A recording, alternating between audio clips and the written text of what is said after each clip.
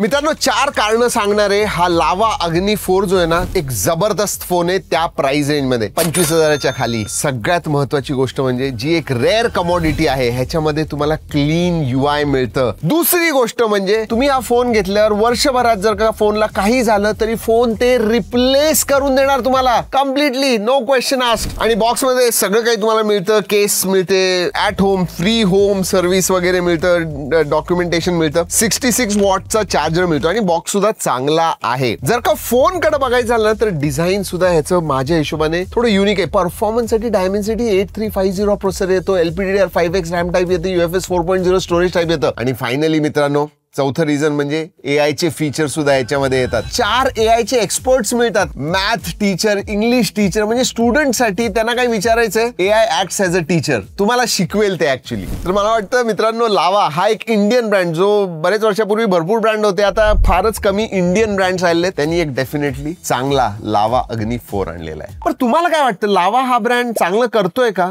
नक्की सांगा खाली कमेंट्स मध्ये आणि शेअर करा आपल्या मित्रांबरोबर आता।